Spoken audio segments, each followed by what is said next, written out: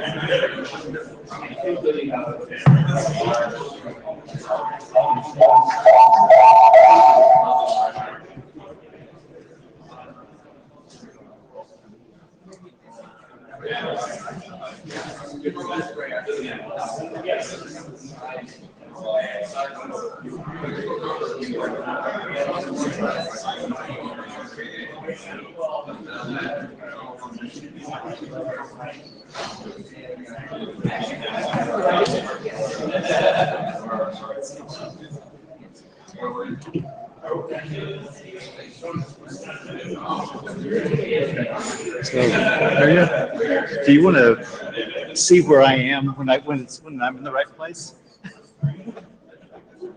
No, you shouldn't move the camera, Spencer. You want to present from there? You want to tell where to...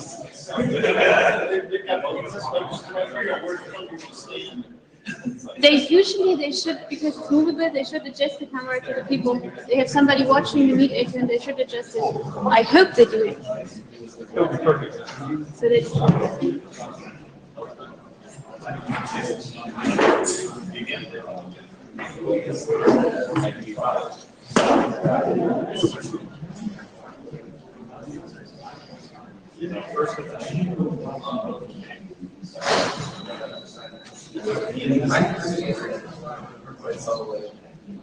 That looks promising. Okay. That's us. That's us.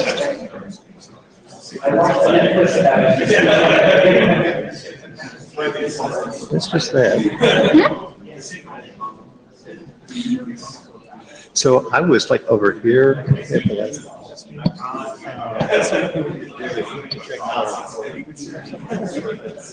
No, they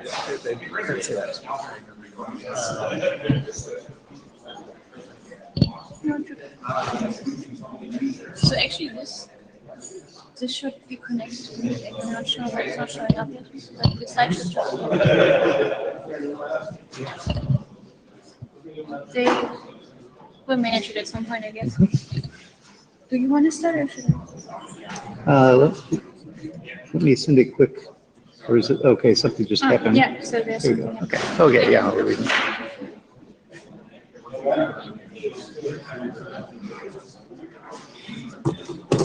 So greetings to everyone. Welcome to TSV area at IETF 96. I am Spencer Dawkins. This is the lovely Mira. We have blue sheets circulating.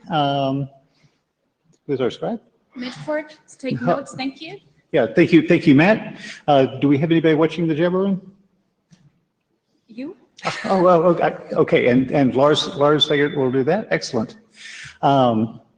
So thank you, like I say, thank you all for being here. Yes. I'm going to use the Etherpad, so if anybody else wants to help take Yes, notes, that's yes. where to do it. That will be great. Thank you.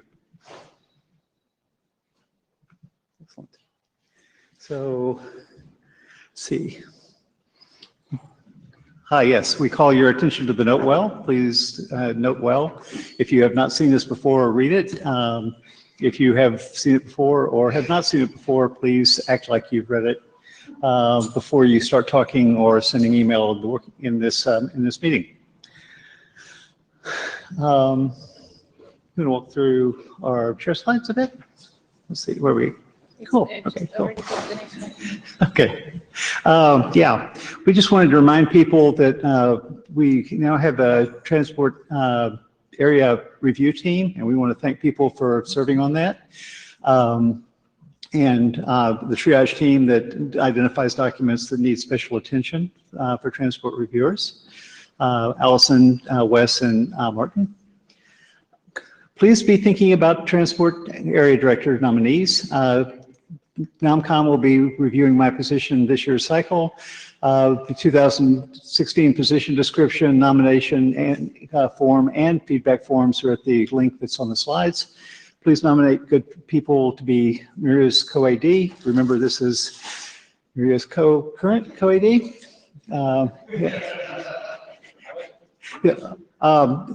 This is me getting ready to do an AD review.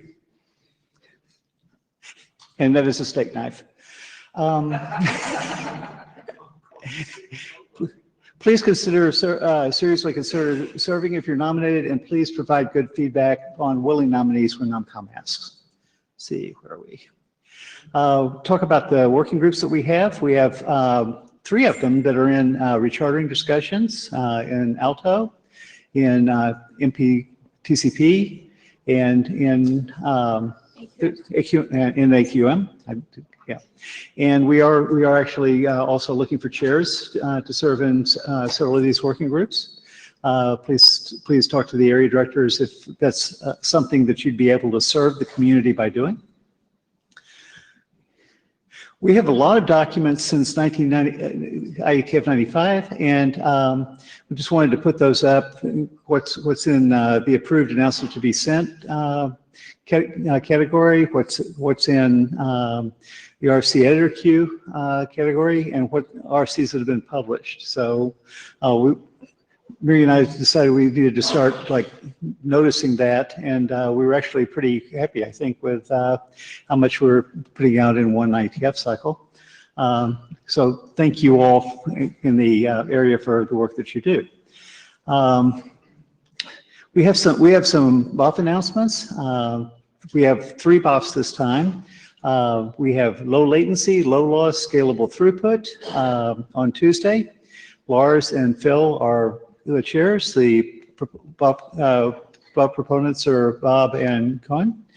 And this is exploiting AQM mechanisms and scalable congestion control to provide low latency transport. Please go to the BOF if this is for you.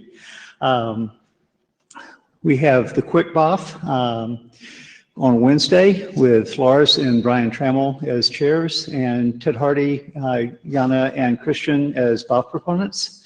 And this is going to be standardizing Quick's core transport protocol and the mapping of the transport protocol facilities of TLS, and how to describe how to map the semantics of applications onto the transport.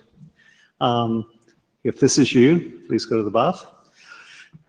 And we have one plus path layer UDP substrate on Thursday.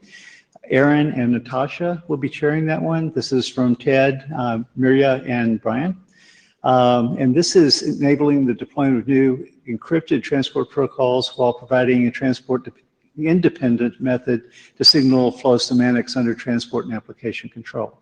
If this is you, please go to the plus BOF. Where are we? Oh, excellent. So, yeah, ready for our first Let's talk? go back to Oh, yes. Agenda slide because we have time to bash the agenda, and basically we already have something we want to add here, but David is on the mic. David Black wanted to do quick clarification on what's going on with the AQM working group, since the post agenda is a little bit confused. Thank you. AQM is going to be shepherded, I guess the best word, by the TSVWG chairs. Herded it. Cat herding. We're good at this. We think. The AQM slot is actually Friday, even though the posted IETF agenda shows it as both TSVWG sessions. We're going to put the AQM discussion Friday morning. In the TSV working group, yeah. Yes, if you're interested in AQM, come to TSV Friday morning. Cool, thank you. Yeah, we have two, I hope, or I believe, very interesting talks today. And afterwards, we have three shorter talks, which are all a little bit aligned around deployment experience. And we hope we have at the end another 15 to 20 minutes where we just have a discussion about deployment experience. So everybody's invited to contribute there. Before we start this official agenda, I would like Brian to go to the mic or come in front and talk about the Stack Evo program, because that's very related to a lot of work we do in transport and the IAB. So it's a good idea to give a quick update, and I appreciate that.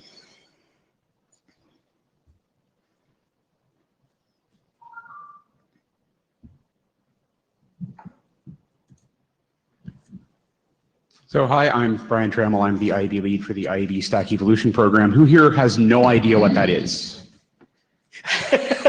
I am in the right room. All the members. So we noticed a problem a couple of years ago, and the fundamental problem is, next slide, that we have this stack.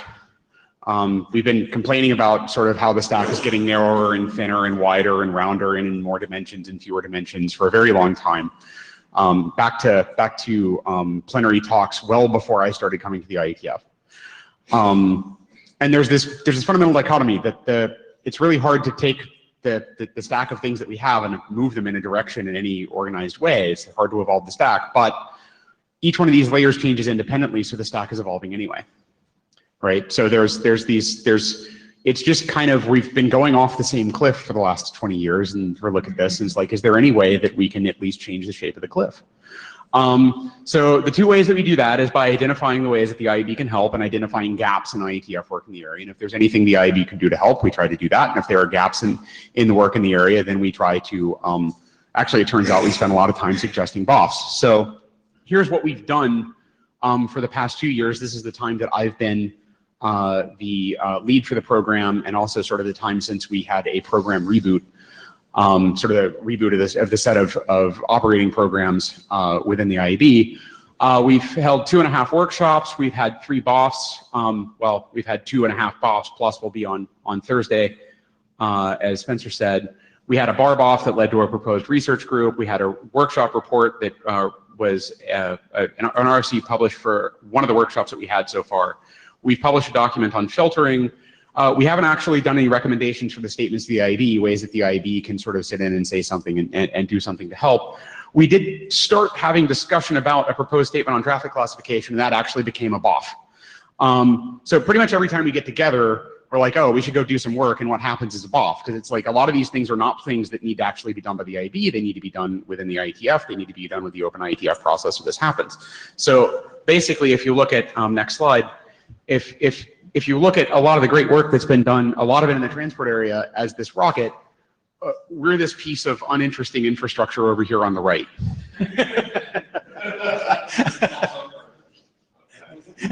This one stayed up.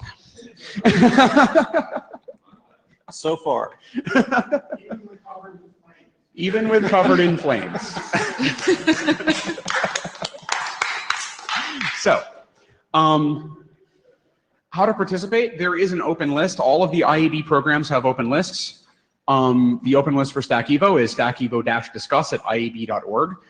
This list has actually been relatively quiet recently because a lot of the current focus in this area is on things like Plus. So that's all happening on the SPUD list, because Plus is the follow-up from the SPUD BOF that we had in Dallas about 2 years ago. One note on IAB workshops. We also occasionally have workshops. There have been, again, 2.5 that came out of discussions in the Stack Evo program. And we generally announce these on the IETF at IETF.org list that there's going to be a workshop. If you'd like to attend, please send a position paper. So the reason that we do that is we'd like the workshops to be more focused discussion among people who have, something that they'd like to say and can put the effort into articulate that in a position paper in order to get the invitation to show up.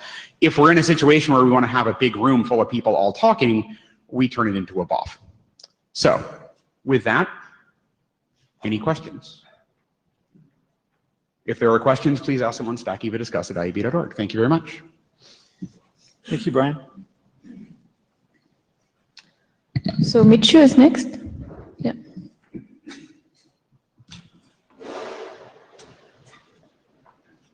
I didn't.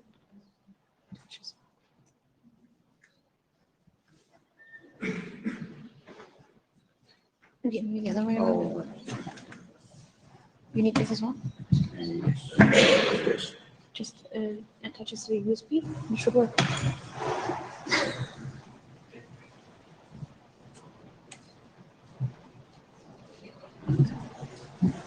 You're there. In the USB, and it should work.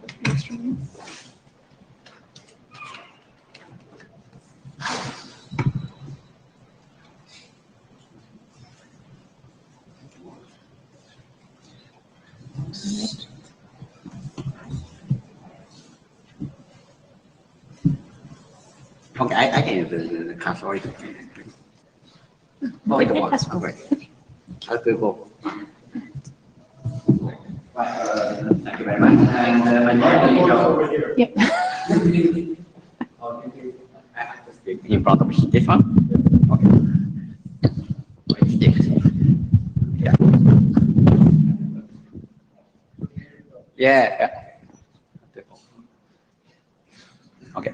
All right. So my name is Michio Honda from NetApp, and I'm talking about really cool stuff called StackMap. This is collaboration work with the Kenichi Yasukata, our former intern student, and Russ there, and another Doug Santry, and our colleagues. All right. So let's go start from the very quick overview of the work. So we focus on the message-oriented communication over TCP, which is pretty common for the HTTP or Memcached or CDNs. So, but the problem is, so if we use the standard Linux network stacks, so we can serve 1 kilobyte messages only at 3.5 gigabps, and using single CPU core, which is much lower than today's network capacity. So the existing solutions include improving the socket API like Megapipe, but they show really limited performance improvements. So more radical approach is using user space TCP/IP stack or other kernel bypass TCP/IP stack. But the problem is that today's TCP is really, really complex. Okay, so because they have a lot of extensions and they are further complicated to cope with middle boxes. Okay, so in the end, maintaining and updating today's TCP is really, really hard. Okay, so our motivation is I want to use TCP/IP in the kernel, which is excellent, but I want high performance, and the StackMap achieves that. So it's basically I'm going to explain the pictures later, but in quick comparison, the StackMap is as fast as user space TCP/IP. Right, so let's start from the background in more detail. So again, we focus on TCP, message-oriented communication over TCP. And so the characteristics is that we have a lot of concurrent TCP connection because the busy servers has to handle a lot of clients. Also, they exchange a lot of small messages, say the tens of bytes or hundreds of bytes. And as a result, the packet rates are really, really high. For example, millions of packets per second. So let's go into the code and how such a server typically looks like. So such a server basically runs infinite event loop by fetching event using equal weight and processing each ready file descriptors or connections by reading request, generating some response, and sending back the response, like read and write. So it works like this. So, but the thing is, okay. So the problem is already in this code. Okay, so when we have a lot of concurrent TCP connections, then return file descriptors by equal weight is pretty high, pretty large, quite a lot. So like in this case, the n is quite large. So when we have a lot of concurrent connections, so when this code is running, so the last file descriptor, for example, has to wait all the previous file descriptors to be processed. Also, when this code is running, so new requests are also arriving in the network stack already. So those requests are queued in the kernel. So what we can expect from this is the more we have a concurrent number of TCP connections, which is the x-axis, the more file descriptors are returned by equal weight, which is the y-axis is basically n in the code. So what we can expect from here is the more we have a concurrent number of TCP connections, we have the higher average and tail latencies. Okay, so this is the average latency is the bottom one, and top one is the tail latency, so which grows to the hundreds of the microseconds, so which is really bad. So okay, so now we have a problem. So how we gonna solve this problem? So in short, in which part of network stack or application we could improve. Okay, so in short, the processing cost of TCP/IP is not that bad actually. So this is the latency breakdown of the single HTTP GET and HTTP OK transactions. So basically, the packet IO input takes the 500 nanosecond, and TCP/IP only takes the 700 nanosecond. So the TCP/IP is doing a lot of jobs. So they validate all the packet headers, all the protocol headers, and they look up TCP connections, and they validate internal states, etc. They do a lot of jobs. But so given that, 0.72 microsecond is not that bad. But on the other hand, the packet IO is just bringing packet or just pushing out packet. It takes the 500 nanosecond. I think it's pretty high, and also the socket on read and write and VFS layer also consumes a lot of time. So that's a problem. Okay, but anyway, so the TCP/IP cost is not that bad. On the other hand, some round trip latency reported by client application is about the 19.5 microseconds. So by dividing into half, it's a 9.75 microseconds. So the difference between 3.75 in the whole server processing is the 6 microseconds, but that is rather the minimum because we tested using OS bypass ping pong, but it reported the 5.77 microseconds. So that is pretty close to that 6 microseconds. Anyways, but the story is further complicated or even worse when we have many TCP connections. So remember that the previous equal-based event loop code.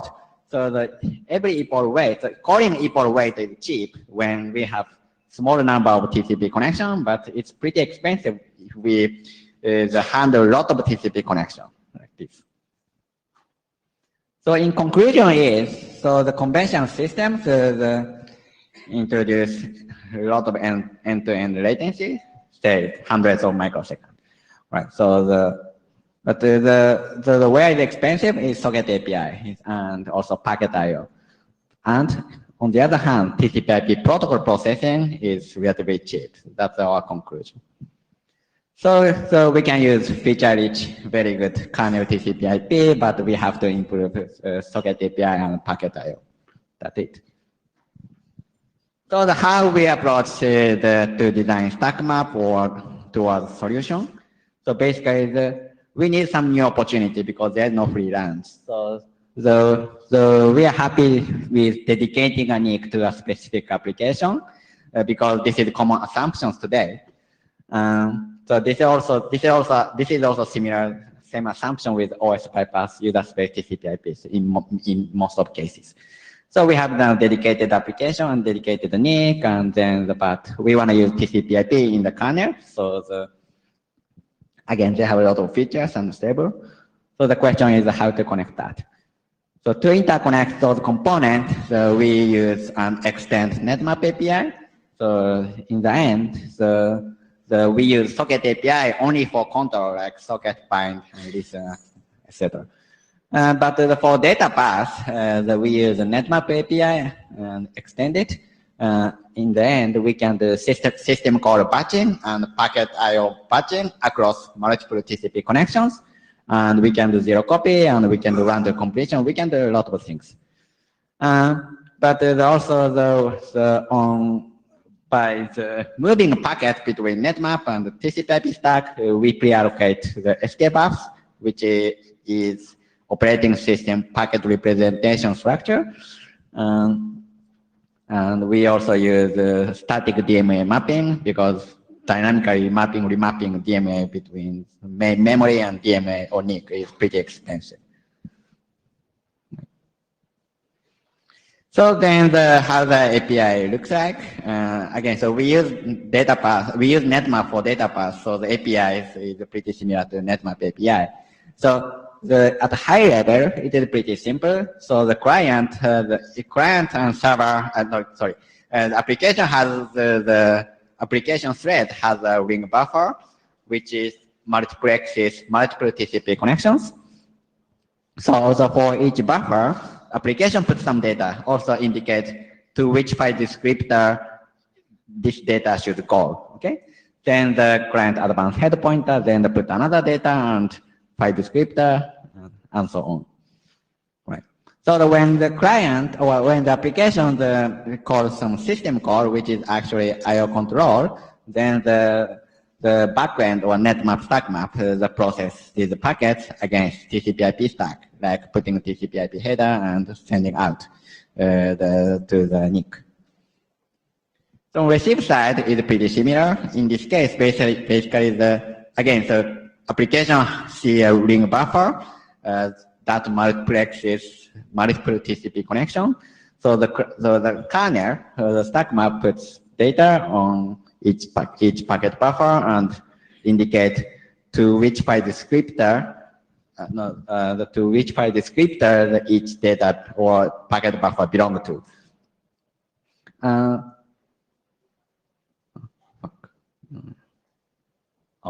So but the problem is that if the application has to process data in packet arrival order, like just traversing ring, it is very inconvenient because the data belong to the same TCP connection might be scattered within ring buffer. So we allow application to traverse ring by file descriptors, like equal weight example we introduced before. So the application can see that file descriptor array. This is exactly the almost same one with what equal weight returns. We use another data structure, which is indexed by file descriptors, which is unique within entire process. So basically, the application can process each file descriptor by traversing the pointers, and like it is a pink line. So the application process file descriptor 1, 2, 3, like this. So let's go to the experimental result for some performance. So the implementation is currently the Linux, and we have to change Linux and netmap, and we need a separate kernel module. It's going to be improved in the future. So setup is pretty conventional, the back-to-back connected machines, which is of course in bare metal. So this here is the basic performance. So this is the red line is the same one with I showed before. Basically, this is simple HTTP server serving the 1 kilobyte messages using the 1 to 100 TCP connections. So the stack map, so x-axis is number of TCP connections or concurrent requests, and y-axis is latency or throughput. Throughput is in the bottom. So basically, the stack map sees much lower average and tail latencies and much higher throughput compared to the standard Linux. That's pretty good. So we ported the Memcache D to run on top of the stack map. And so again, we use Memcache D traffic with 10% set and 90% get. And the message size is again 1 kilobyte in this case. So we have other message sizes result in the paper. And we also compare the result with the user space TCP/IP, which runs on top of TPDK, so which is the C star, which is quite popular in industry. So again, we see much lower latency, higher throughput compared to Linux, and it slightly even outperforms the user space TCP/IP or C star, at least for this single CPU core.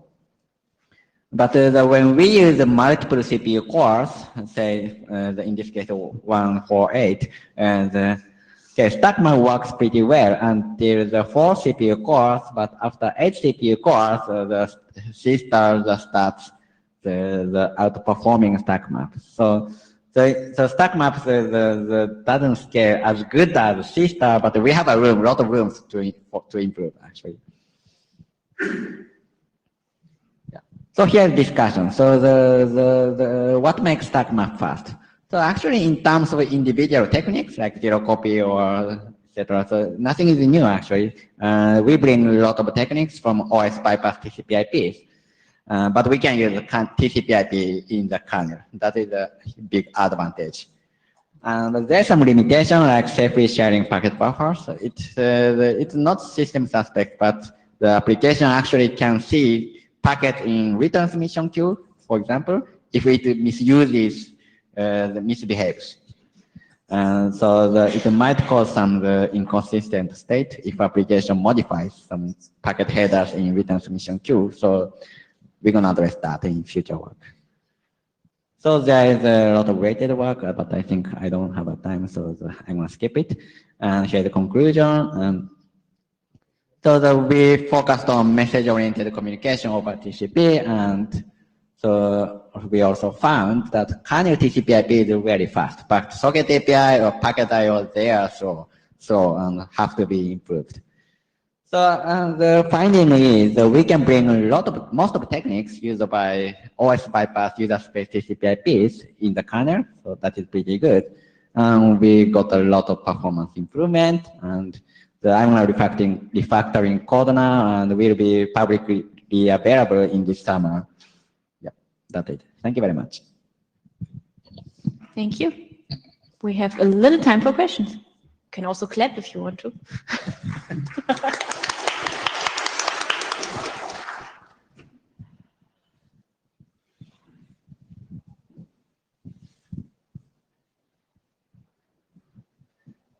Michael Tuxen. The NetMap stuff and that kind of things are supported on Linux and FreeBSD. It's only so far we focus on Linux only.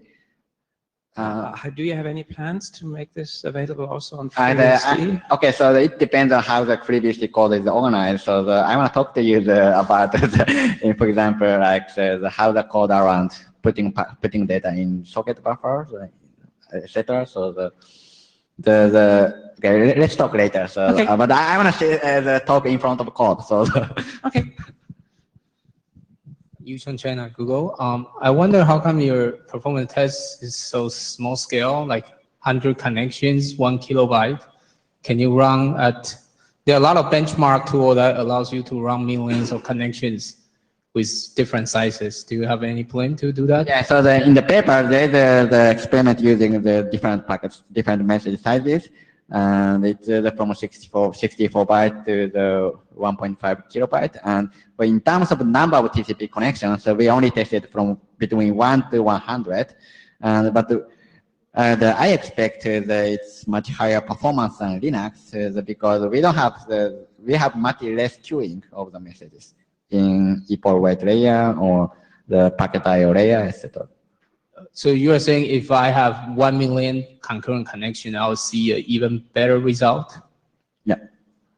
How much better? Do you have any ballpark gut answer? So basically the relationship between And Are you just extrapolating those lines and?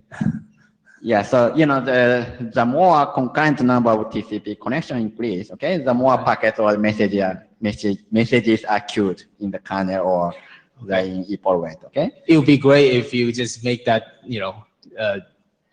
5 orders magnitude larger and show. Sorry? It would be great if you test 1 million connections. Yeah, definitely. Yeah, We should. thank Yeah, you. I want to tell you that when testing.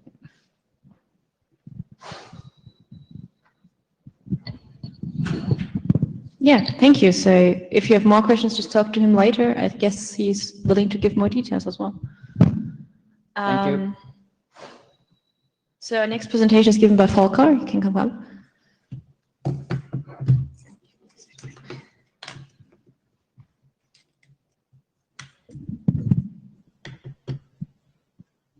You want to use this as well? Thank you. Yeah, hello, good afternoon. My name is Volker Süppli from the German Regulatory Authority. I'm here today to speak on behalf of BEREC, which we come to. Yeah, so what is BEREC? BEREC is the body of European regulations for electronic communications. Well, it's simply the body from the European Union where all regulatory authorities meet, and where we exchange our views and work on good practice solution on how to bring forward the European regulation. So that's it. And the content of the talk today is about the guidelines we are working presently on. In the last year, the European Commission has launched a new regulation on net neutrality and internet access services, and this has brought into force. So it is in force since April the 30th this year. So now our task within BEREC is to prepare some guidelines where we give further hints on how to work with this new law, how we will act on the law to make it a little bit more precise. And we have prepared a draft guideline already, which is under public consultation, or it was until today, or 2 o'clock this afternoon. So just when we started our meeting, this was closed, and now we will receive tons of comments. Up to now, it is, I guess, nearly 400,000 comments, and we have 2 weeks to go through them. And it was fully on purpose to give this presentation right after the deadline, right? Yeah, of course. We have planned this far in advance a few years ago. Yeah, surely. So, what is the task of the guidelines? In those, from the regulations we are having, there are some main topics addressed in there. I will just go through them. The first is that we have some transparency requirements, which are the most easy ones we are having. They are simply stating that if some provider is offering an internet access service offer, he has to state clearly what is in what is in the offer, what data caps, what speeds he is having, what traffic management he is using, whether there are something strange things are going on or whatnot. So the user who is buying this service knows what he is buying, and so he can also be able to check whether the service is fine or not. For the time being, it's mostly about speeds, because if you're buying an internet access service, you always look at speed, delay values, maybe also packet loss. The next one is about traffic management. This is a rather new topic for us, because in the past we have done only monitoring about speed. Now it's about traffic management, and the general rule is for internet access services in Europe right now is that from the basic consideration, you should treat all IP packets equally.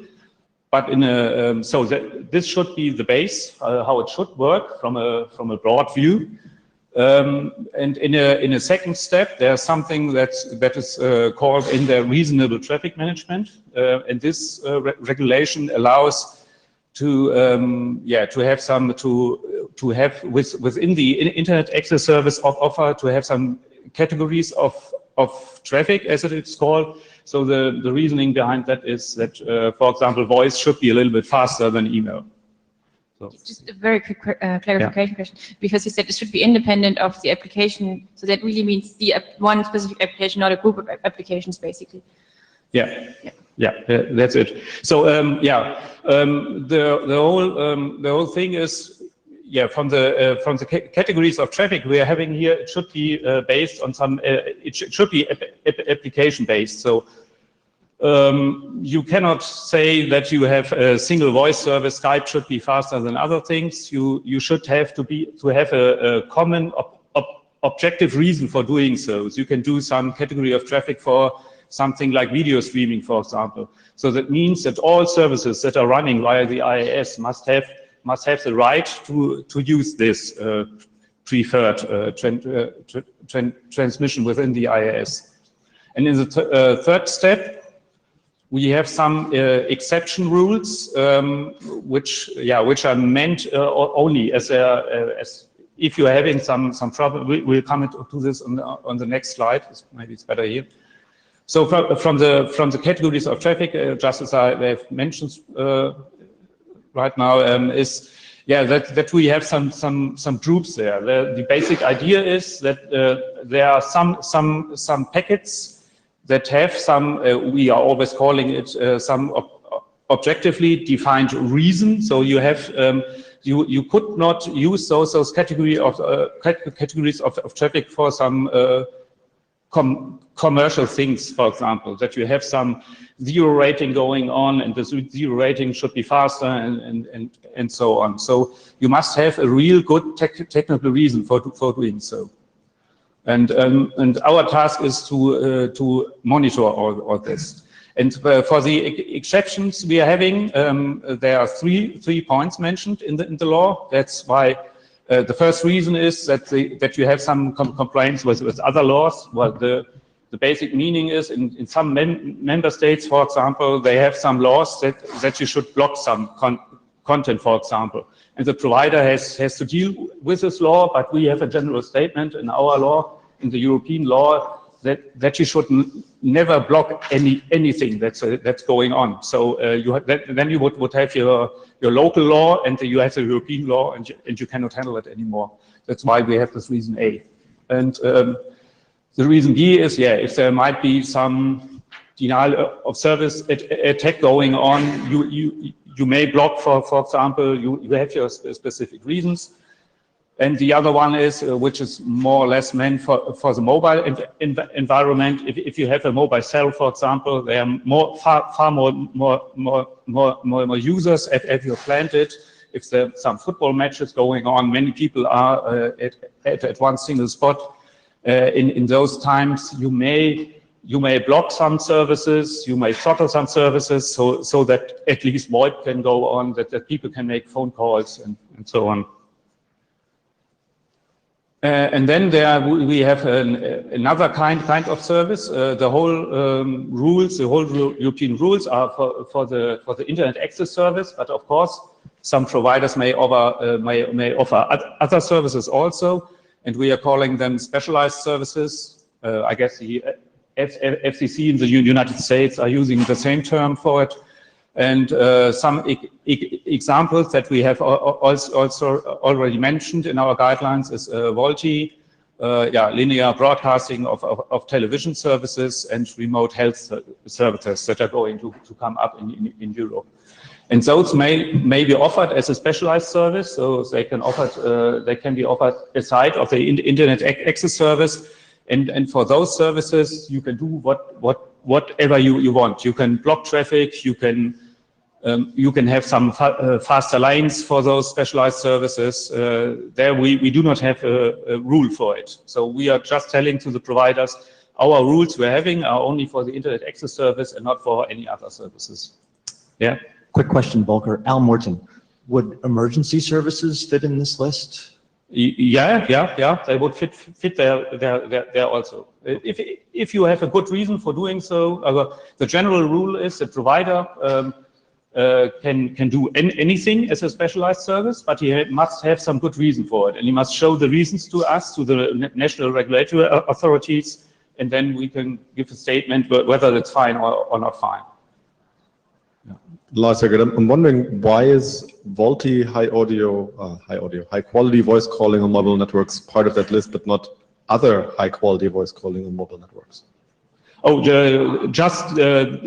when we were drafting our guidelines, we were looking for some examples. Some people brought up this, so we have written it down. We could have written there any VoIP service with high quality or any. Okay. All right. So there's no special meaning there behind it. We were just looking for some prominent point to show people what a specialized service could be.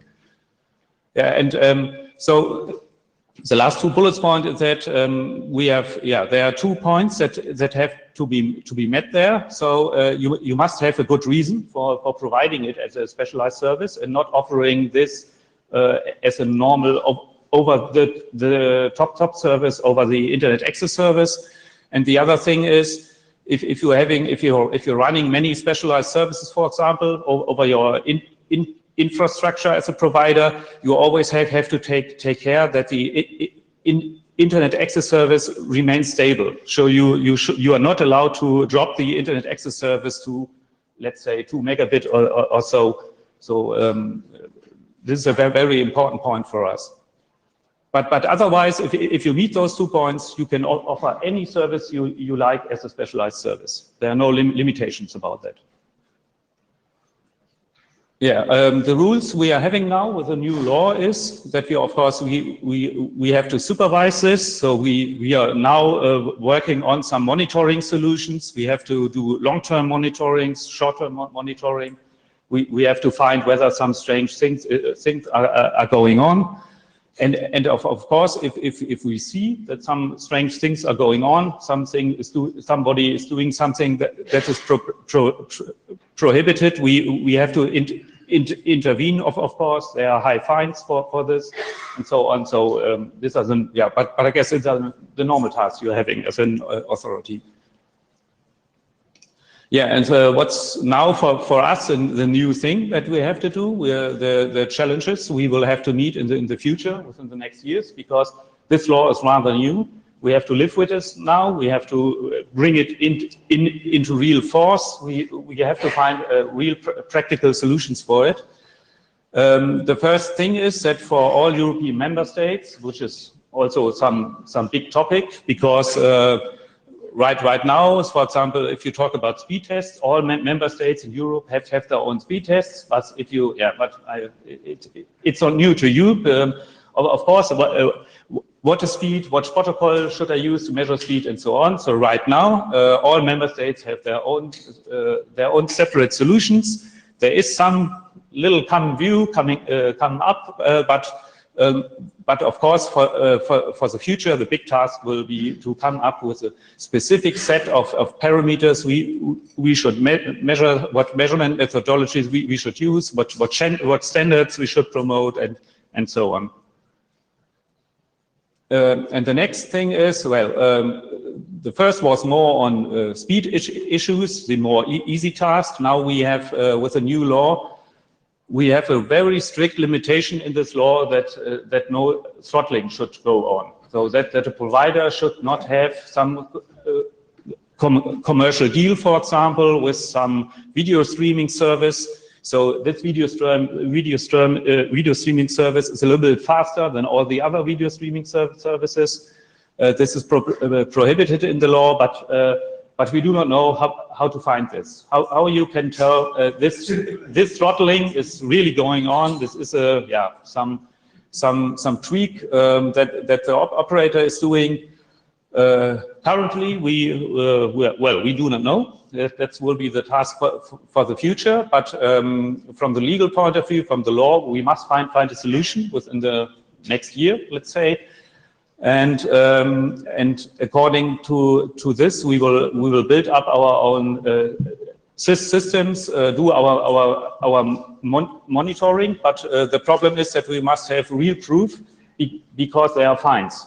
If we are setting some fine, we must have real proof, of course. But yeah, that will be, I guess, a real challenge. And the other thing is with the specialized services, so there will be operators at the markets that are not only offering internet access service, but also these specialized services. Maybe if they're offering those in parallel, they will have internet access service and let's say 3 or 4 specialized services. And we have to do some long-time monitoring whether this internet access service, for example, is over the long time is becoming worse and worse. And if the provider is aiming at these things to make the internet access service a little bit worse, a little bit more unstable, so he can promote his specialized services. This is also prohibited by the law. But the main point there is how we can prove it, how we can find some solutions there. Yeah, please. Hi, there's a question from the Jabber room from John Leslie.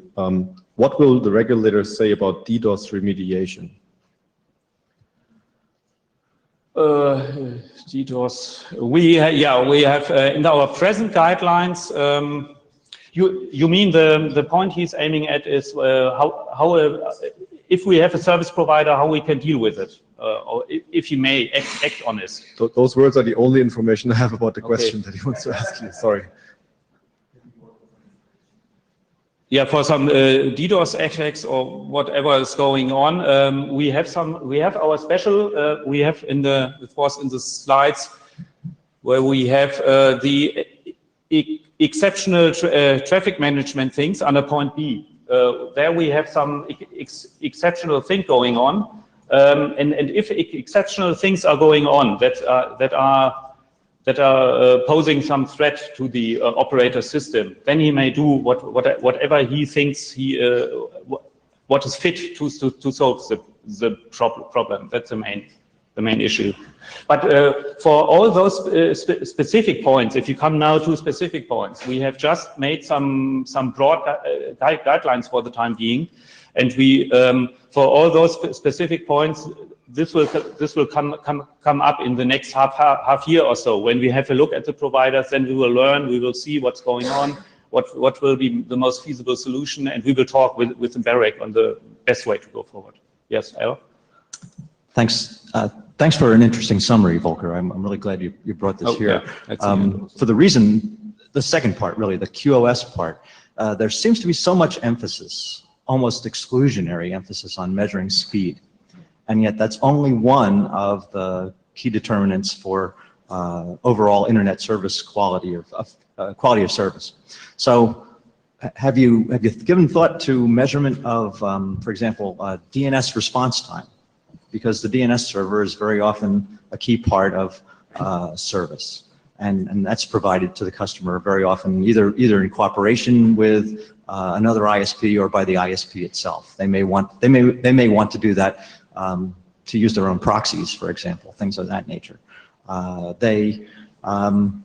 the number of interconnection points with the internet, and obviously if you have a problem at one of these points, the speed in getting your packets to that point is meaningless. Now the packets aren't going anywhere. They're not going out the peering point. So, having it, and really a lot of service providers, they live far away from where I live normally, but they have, smaller ISPs. They may have one peering point. It may not even be in their country. It may be in another continent. So there's a whole realm of problems that are captured under the broad view of QoS that need to be controlled. And also looking for just something simple like availability. What percentage of the time is this system usable? I think that's an important metric which has got to be part of the overall quality of service. So I'd really love to see the regulators help us de-emphasize this monotonic view of speed is everything, and then give us some time so we can figure out how to measure it. Yeah, thanks. Yeah, from all the points you have mentioned here, it's a good summary of all things we have already talked about within BEREC. Of course, for many things we do not have a solution or some common. The problem is always to have a common solution, because each NIA for itself, we have all our own measurement systems. Yeah, we do not talk to other people about it. We just build it, we use it as we like, as we want to have it. But now, if we want to find a common European solution, of course, many players at the market, each NIA has a specific view. You have some, your local environment is always different. Each NIA has a different focus on specific things. Yeah, but for example, DNS response time, for example, this is a parameter that is very valid, and I guess this will be in, of course. We also talk about video streaming access times, and so on. Yeah, please. Matt Ford. I actually read the guidelines on the flight over here. I have such fun. The deadline is over, you know, right? There's a long section in the guidelines that talks about zero rating and commercial arrangements, which you didn't really touch on in your presentation. And it doesn't really draw any hard conclusions, I would say. It's sort of a bit vague about how this should be treated, and leaves a lot of stuff up in the air. But it does explicitly say that BEREC considers that a comprehensive assessment of such commercial and technical conditions may be required. So I'm wondering, is that in BEREC's work plan to actually kind of review the use of zero rating in the European marketplace and come to some stronger conclusions about the extent to which it's distorting competition and etc.? Yeah, the reason why the text is so vague in the guidelines is because we have a very vague law. In those guidelines we're having, the guidelines cannot go over the law. And that is a limitation we have in BEREC, unfortunately. We, of course, as a regulatory authority who is working on practical solutions, we want to have strict rules that we can easily manage and use for all market players we're having.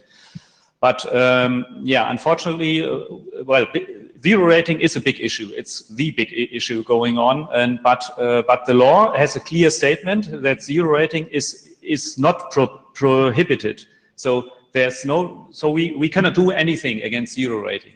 But of course, we can do anything against some zero rating of offers that will be present at the market, or that are already present at the market, if there is some discrimination going on. And we can only, there are no rules for it. So that's why we are still vague. But of course, we will, from the comments we receive, we will see what's going on.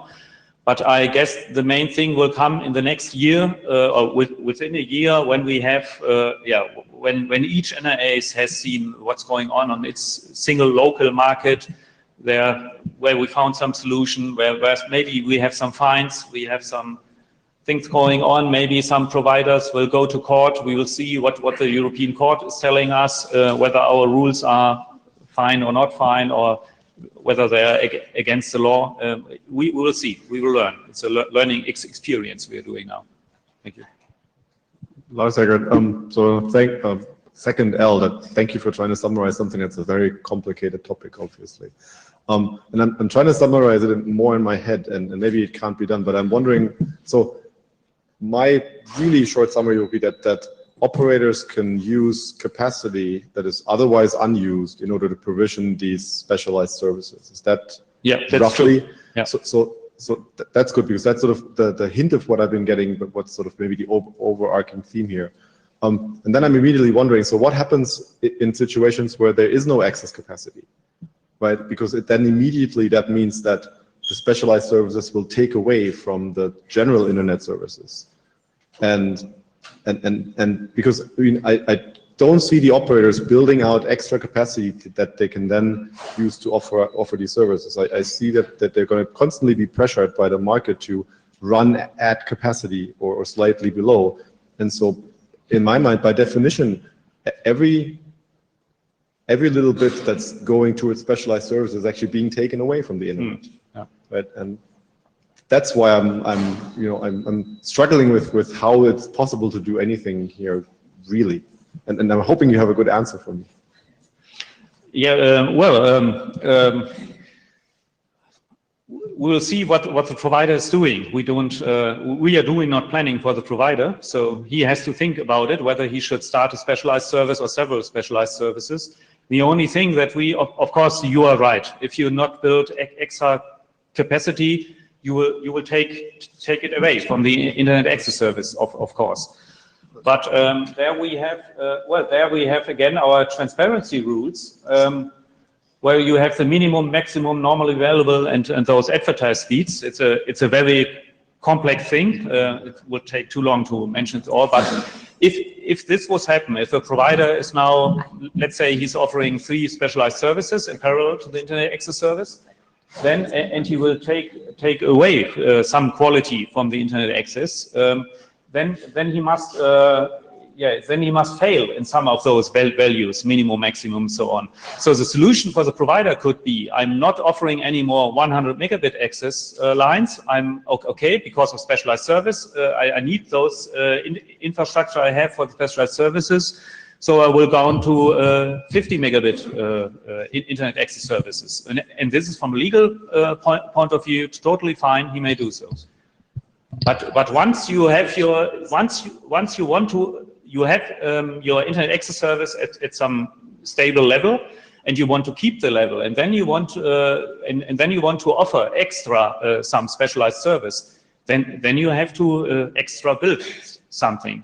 That's that's a reasoning in the law and also in the guidelines. We should try to wrap up here for the next. We might need beer for the rest of the discussion, but so I'm wondering, because so it's never stable in the internet, right? Capacity always gets added, and so the operator obviously has a choice what to do with any additional capacity, right? They could, without specialized services, that would all go to the internet. Yeah.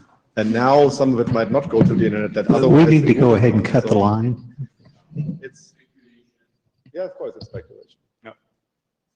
Yeah, Roland Beske, IT. So yeah, you have the problem of trying to realize in itself contradictory EU rules. So just like Lars mentioned, this is one contradiction in the EU rules. But other than that, it's what I'm also missing, and that's also not said in the EU rules, is the openness for specialized services for other providers. Like, I mean, if some provider has its own voice over IP service, getting preferential treatment, the EU rules do not forbid that this is exclusively done for the whatever VoIP provider, but it's not open to other voice over IP providers, and that's actually missing. Yeah, okay, yeah, but I guess we cannot change that because the law is like the law is. Yeah, yeah. It's a parliament, it's not me. It's always parliament, right? Matt Mathis, I'm wondering if there's any, I didn't hear you say anything about any provisions for monitoring things like headroom or available reserve capacity or anything like that, because one of the things that's deceiving is it's easy to think about priority in QoS in terms of sort of steady state stationary statistics, but in fact the traffic varies so much. QoS really only applies during peak load and stuff like that, and other than that you almost always have enough capacity where nothing matters. But monitoring that there's actually enough capacity is a significant signal.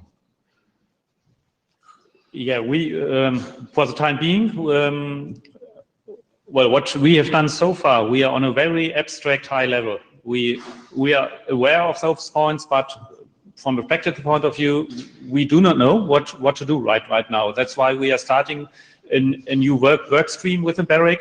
Within 1 year, we will talk about those topics. Maybe some aspects I've mentioned here are unsolvable. I don't know. Then we have to change our way of dealing with those things. Yeah, but yeah, we are just starting right now. That's why we are also here, and we want to talk about those. So there will be more discussion tomorrow in the IPPM session on measurements.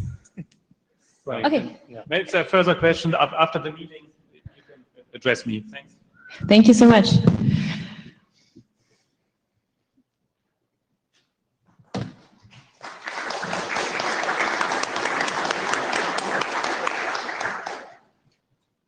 So we will have 3 short presentations now, and then we take all the questions at the end of these 3 presentations and have a larger discussion about the topic.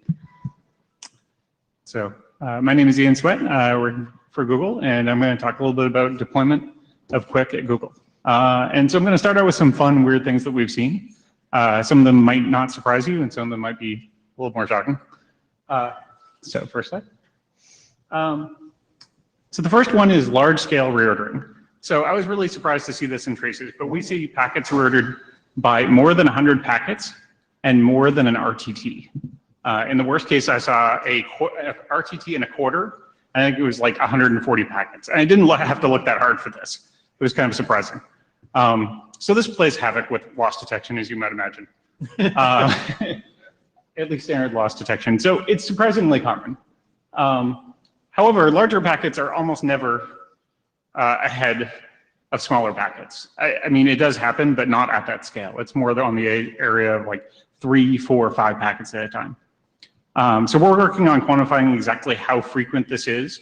But in terms of if you look at flows that have a lot of spurious retransmits, this large-scale reordering is responsible for a fair amount of it. And I also don't know at the moment whether it's UDP specific or TCP specific. So that's kind of follow-up work to do, but definitely something of note. And to deal with that, we're working on time-based loss detection that does 2 things. One is allows reordering on a time level, so any one packet getting very far ahead of any other packet doesn't mean anything. So we're willing to allow one packet to arrive ahead. You know, if half your flow arrives at 200 milliseconds and half is at 50, then, well, we don't really have a great approach for that. You just have to adjust your reordering window. But that's the other approach, I guess, is that we're working on adaptive reordering. But doing things time-based instead of sequence number-based or packet number-based definitely helps in this regard. So, the other one is rapid NAT rebinding. So we don't see this very often. When we did early studies, we saw this almost never. But it turns out, especially when a network is overloaded, under some conditions, some users appear to see NAT rebinding on the order of less than 15 seconds. Because we do a keep alive every 15 seconds. If we have an active connection, we haven't heard anything on it for 15 seconds. It seems to be isolated to a small number of networks. When we tried to get some data on this, it was a tiny number of users on a tiny number of networks, but those people who were affected, it seemed to happen all the time. It wasn't any large ISPs you've ever heard of. The users who were complaining about this were all kind of on like small university networks, corporate networks, and other places with like probably like less actively managed networks, and it was not enterprise grade NATs or anything that seemed to be causing this, or CGNs. So our solution to this was connection ID based routing. So now at Google, we have routing based on connection ID. So if you send the same connection ID to the same IP, even if the client is on a different IP or a different port, we'll make sure it gets the right server, and we'll make sure that we try to continue the connection. So that's a benefit of Quick that allows this address migration, even if the NAT does switch your address mid-connection. So, next slide. So packet misrouting. We saw this only about 2 weeks ago, or at least we didn't have the monitoring for it up until then. We saw cases when the switch was actually duplicating and spraying packets across a rack. This happened to be a switch we didn't own. This causes really weird errors. Turns out it causes really weird problems for TCP and Quick, but it's a little bit easier to monitor in Quick because we spit out like random connection close errors, and TCP just sort of like shoves it and like throws it away, and like you don't notice. So yeah, I mean, it's not that common in terms of portion of the internet, but like at any given point in time, we seem to have like 1 or 2 racks on Earth that like have this problem. So, you know, something is always broken. Like, you know, you just have to like monitor it and like, I don't know, like ask someone to fix it, and then they might. And then it'll break again the next week because they didn't really fix it. So yeah, I mean, you can monitor this on the server. This is a straightforward thing, but like this is a real thing the internet does, and we did see, and it does cause weird errors that you never see otherwise. So, next slide. UDP rate limiting. So we've talked about this, and I put this towards the end because it's actually a lot less common, at least on a large scale, than it was even a year ago. So we're seeing about a third as much UDP rate limiting now, at least that we can notice, as a year ago. Now, Quick is mostly deployed on non-mobile networks at the moment. We do have a fair amount of mobile usage, but it's definitely lower than the desktop usage. And that's mainly because the YouTube app, which is a large portion of our egress, is not fully deployed. But even so, we just don't see a lot of UDP rate limiting, and there are all signs of it getting better.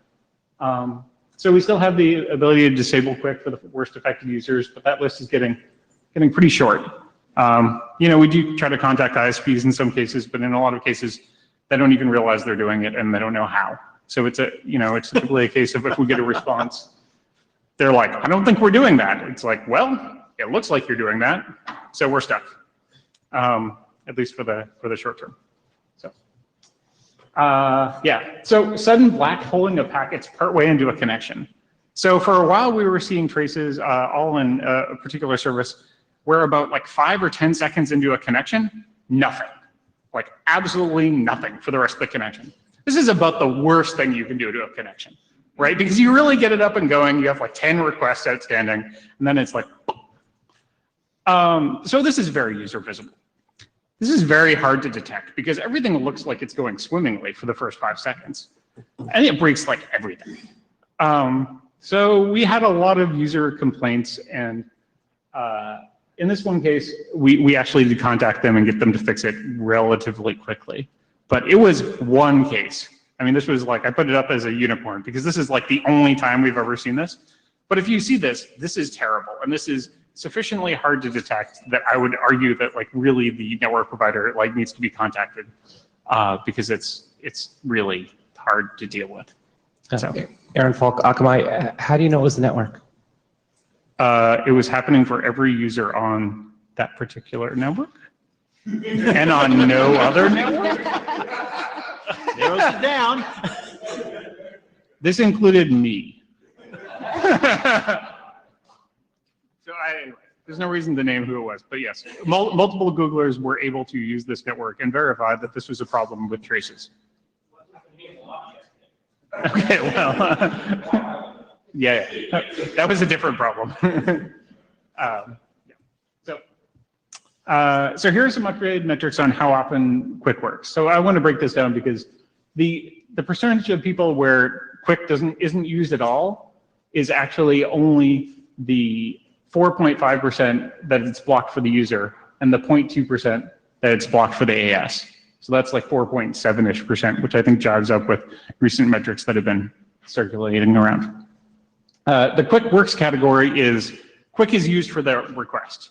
Chrome is on, Chrome has it enabled, the service supports it, like everything is good, and Quick is actually used. UDP rate limited is the portion of traffic or portion of users who we are seeing enough rate limiting that we've decided that like we're going to turn Quick off because it's problematic. That's only 0.3%. As I said, that's about a third of last year. And then the other one is that, Chrome loses the race. So that's a case where UDP does get through, one can speak Quick, subsequent requests say for a given page load do use Quick, but that particular request doesn't because a packet was lost in the Quick handshake and it wasn't lost in the TCP handshake or something happened. I mean, some event caused Chrome to decide to use TCP first and then switch over. So that's kind of a breakdown of where we're at today. And that's the end of my slides, I think. Only if you have a clarification question. It's really just a clarification. I think and nobody else needs to go onto the mic because we have the discussion at the end. Yeah, it's Matt Ford. I think you said this before, but this is not for wireless networks. Is that right? Not for mobile networks. So this does actually include some amount of wireless data, but is mostly not wireless data. I mean, even on a mobile device like Android, I think 3/4 of the Android usage is Wi-Fi. But yes, this is more desktop than Wi-Fi. Not just responding to the question also, wireless or cellular? Cellular.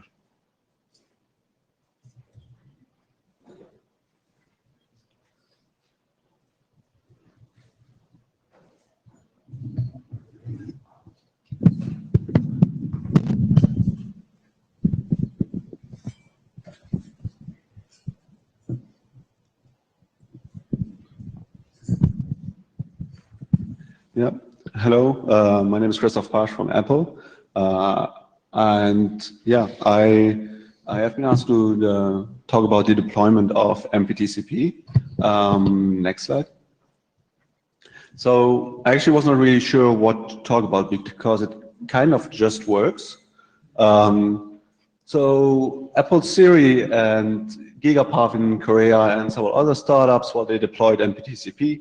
And at least from our perspective, from Apple's perspective, it seems to kind of just work on the network. Yes, there are middle boxes that are, for example, removing unknown TCP options. There are middle boxes that might be dropping SYN segments with unknown TCP options. But overall, it seems to be that 94% of the MPTCP connections are actually successfully using MPTCP. But maybe it is also just working because the deployment that are being deployed nowadays are mostly in a very kind of a controlled environment where those who have deployed it, they control the client and they control the server, and so they kind of know what they are doing and who they are talking to. So next slide. So if we would extend the deployment, there are kind of quite some questions to actually answer. So for example, how would an MPTCP API look like? Because the initial goal of MPTCP was to be basically a drop-in replacement for TCP. However, there are lots of unanswered questions like, when should we create a subflow over the cellular interface? When should we send traffic over the cellular interface? Like, nobody wants to watch Netflix and after watching the video realize that half of the cellular data has been consumed. Just because MPTCP decided to improve the video quality by a small percentage. So those are kinds of questions that still need to be answered in a larger deployment. How would this kind of functionality be exposed to the application to decide where to send the traffic over which interface? And so there's some, and the MPTCP working group, there now came an IETF draft up that tries to at least start a discussion about this and how can this be handled. Next slide. Another thing is, if we would go further with the deployment at an even larger scale, for now the most deployments are mostly at medium to small scale deployments. How would this kind of deployment look like in an environment where we have a load balancer in front of a data center who's doing ECMP hashing over the flows and sends each flow to a different server in the data center? With MPTCP creating a TCP subflow for each interface, this kind of load balancer would send each TCP subflow to a different server, and so MPTCP would not work. So there are some work needed to handle this by maybe replacing the load balancer with a different device that is MPTCP aware, or maybe some other changes in the infrastructure. And there's quite some discussion going on as well in the working group about how to address this problem. Next slide. And finally, there are also some new emerging use cases coming up with proxies, where lots of startups mostly and network providers want to deploy MPTCP in such kind of an environment where we have the end user who is using TCP to a transparent proxy at the home, and then this transparent proxy is multiplexing traffic over different interfaces, for example, DSL and LTE, and then this MPTCP traffic gets then aggregated again in the other side, in the internet, by a proxy. And so there are some changes that are needed to the MPTCP protocol to make it actually work in such kind of an environment. And with this, it's the next one. Thank you. So Dave, you can basically stay here or come back after Dave's talk so people can ask questions, if we have still time.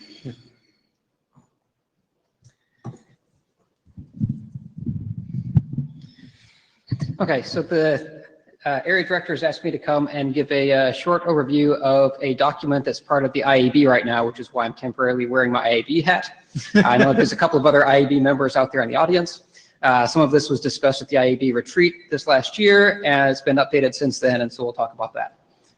Next slide. Okay, so there's multiple types of transitions between operational and various technical kinds and so forth. The ones that we're talking about here are protocol transitions. There might be some principles that are applicable outside of that, but the scope of the document is limited to protocol transitions, right? What's a transition? Anything that changes from one state to another state in terms of deployment. Next slide. Okay, so RFC 5218 was a IEB RFC on what makes for a successful protocol. What makes for a successful protocol actually had a number of observations that are relevant to any type of protocol transitions. Right? That was one of the various topics, and that this document is elaborating on those. And so it made sense to reiterate a couple of the points that were in 5218 that are relevant to any type of protocol transition. Right? And of course, TSV area is considering many types of protocol transition and has done so, all the way from ECHN, which is one of the case studies that appears in the document now, up to things like, QUIC and MPTCP and so on and so forth, right? So 4 of those, and sorry I have to turn around to look here, from 5218, 4 of the things that are critical to facilitating protocol success. Remember, the context of this is these are criteria that facilitate as opposed to hinder success. Okay? And so incentive, right? Success comes easiest when the benefits come to those that bear the costs. So if I have to make a change in order to deploy stuff, then I get some benefit and as a result of making that change. And to succeed, I should say it's easiest when each entity that has to make a change gets some benefit, as opposed to I make the change, you benefit.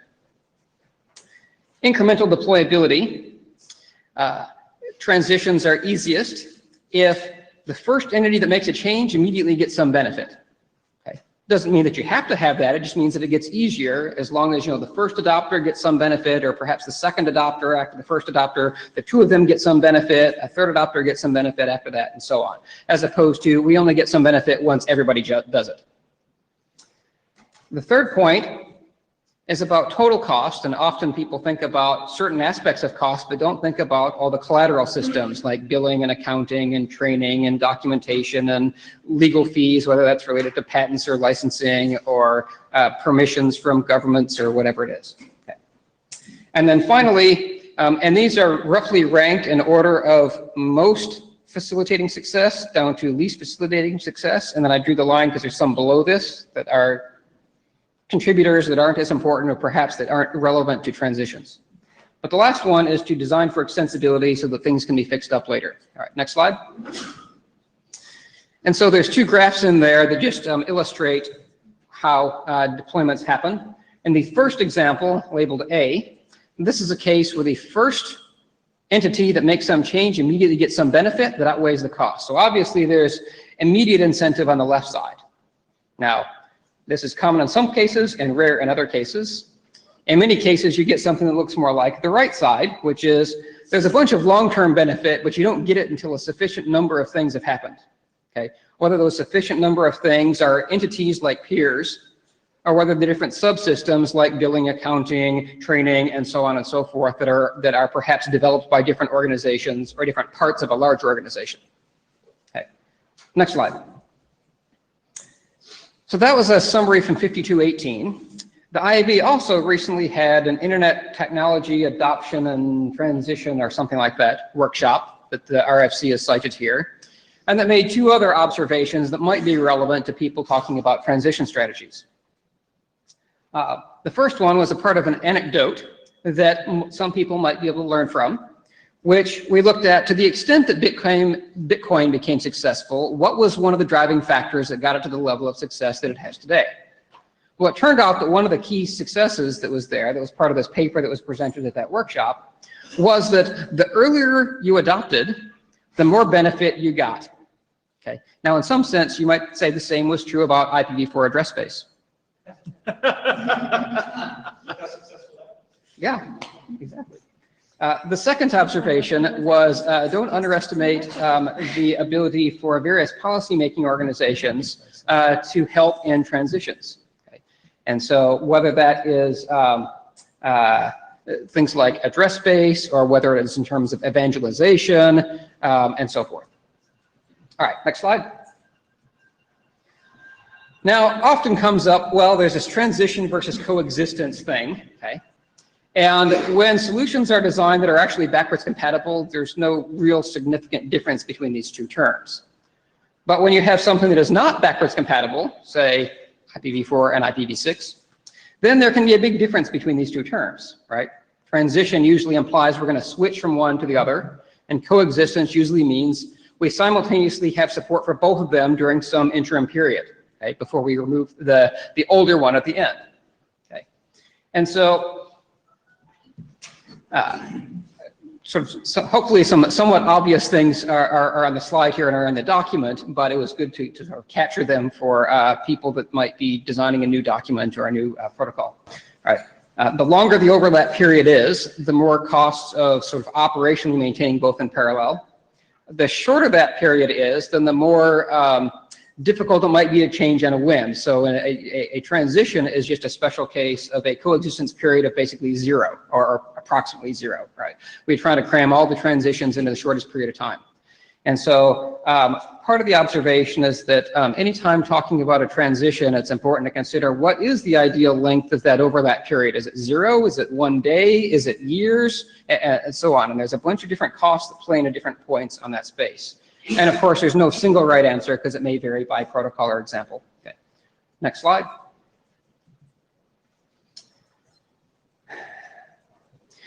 So when having non-backwards compatible changes, or sort of new evolutions or new revolutions of protocols, often we see this need for doing translators or adapters that sit in the middle of the path, perhaps co-located with one end or the other, perhaps in the middle. And there's some considerations there that we call out in the document. Obviously, if it's in the middle and it needs access to it, then there are certain end-to-end principles that get to be more difficult, shall we say, that we had to deal with in things like the Behave working group that I was co-chair of.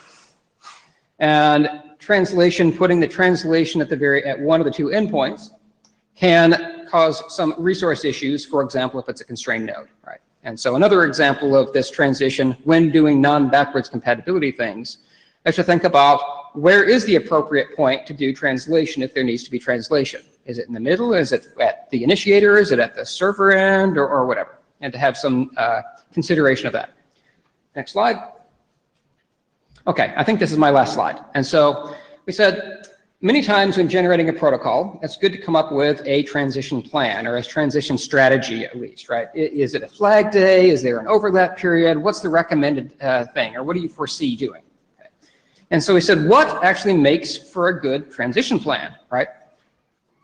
Are there good ones that are out there? Well, part of this document, just like 5218, we tried to say, so we want a number of use cases, and we'll have some observations, and we'll try to back those up by use cases. And right now, there's only one use case that's already in the document, and that's ECHN. Other ones in a process of being written. We've got IPv6, CIDR, and maybe IDN or something like that might be added. Those are in progress, but some of the observations are already in here. And so these are the things that we think make for a good transition plan. An explanation of incentives for each entity that has to make some change. Okay. In other words, do they get is the benefit aligned with the cost at each particular entity? A description of the phases. So, for example, if it's not backwards compatibility, if it's not a backwards compatible transition, then there might be, for example, 4 phases. Pilot, coexistence, deprecation, and removal. That's an example that comes up in IPv6 and some other cases that has those 4. What is the proposed timeline? Is it a flag day? Is it a 20-year thing? Somewhere in between? What do you envision as being the length of the whole process? And then finally, an effective way to communicate it not just to the IETF audience, but to the audience of the entities that need to make some change, right? What's the communication mechanism and how do we get that feedback? Okay. And anything that has at least all 4 of these is a good transition plan. And so that's what we have so far in the document. It is a document in progress, and any other additions or considerations gratefully accepted. So thank you. Thanks a lot. I would like to, you can also clap this presentation. I would propose that we just grab 5 minutes of the break, and I would like to ask for Ian and for Christoph to come to the front again so they can answer questions as well for their presentations. I'll take off the IAB hat for any questions here. Go ahead. Bob Briscoe for a question for Dave Thaler. Actually, on this very last slide, I think also a good transition plan says we may have got it wrong. In other words, when you're talking about a very large system, businesses come and find new opportunities you didn't expect, or businesses find things going wrong that you didn't expect, and so your plan's never likely to be right. So I think a plan with more contingencies in it is better, as that ought to be a 0.5. Yeah. Okay. Yeah. And the other thing I wanted to say about the policy organizations can help, they can also hinder. Take net neutrality and all that sort of area. And, working with them can help. Yeah. Or put it another working way. without them can hinder. Yes. Put it another way. VoIP over ARPANET worked in the early 1980s, right? And it took years to get VoIP to work. Nothing to do with the technology.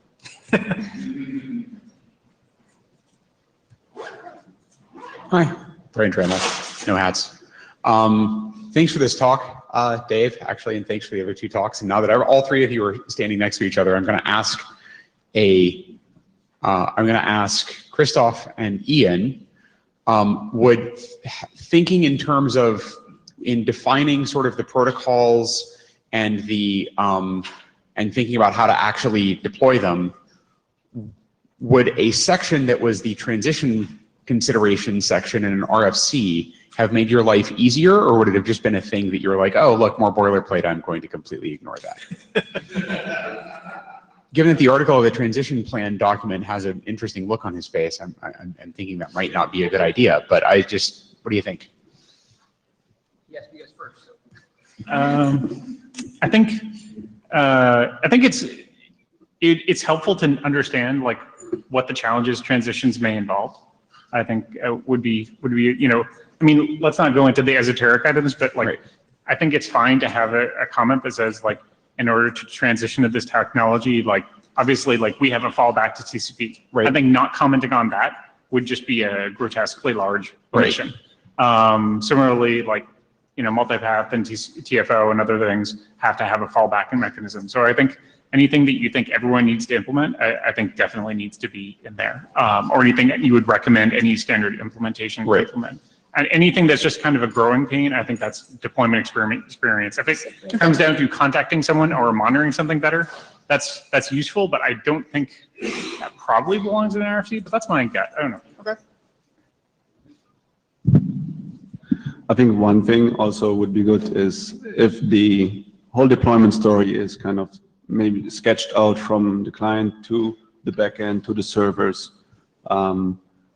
What will the deployment of the new technology affect, especially from the server deployments point of view?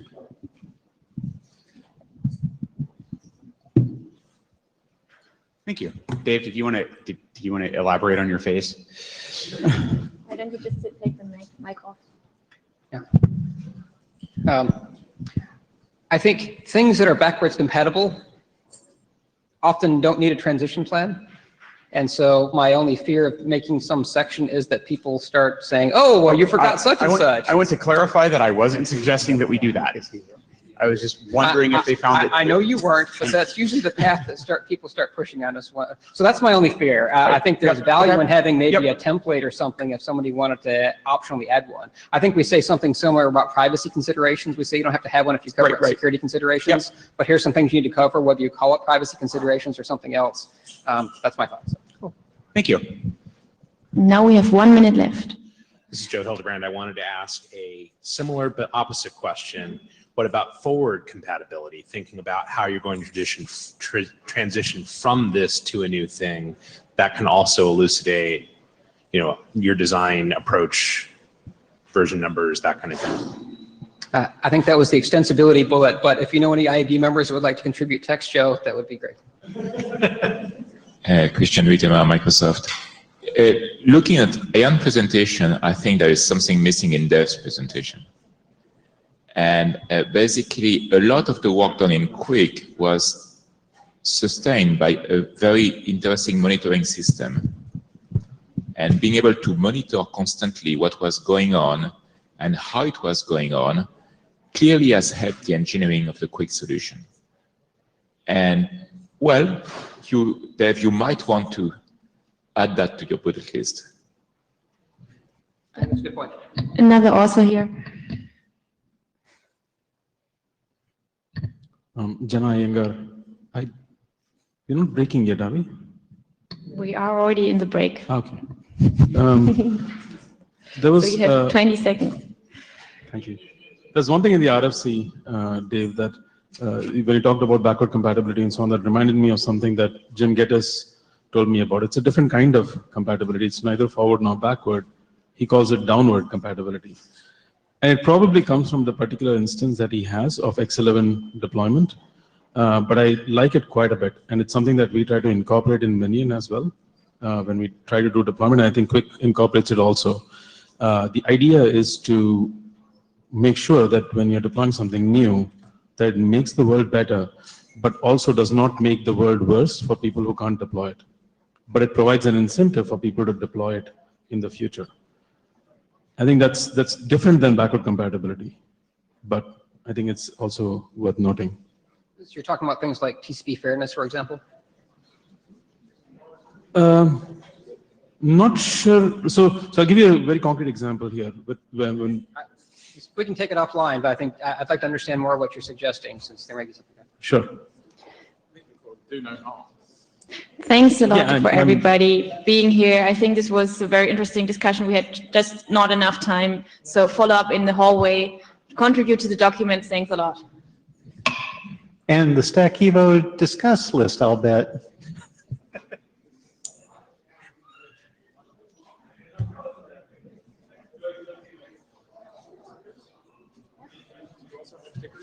No, you have all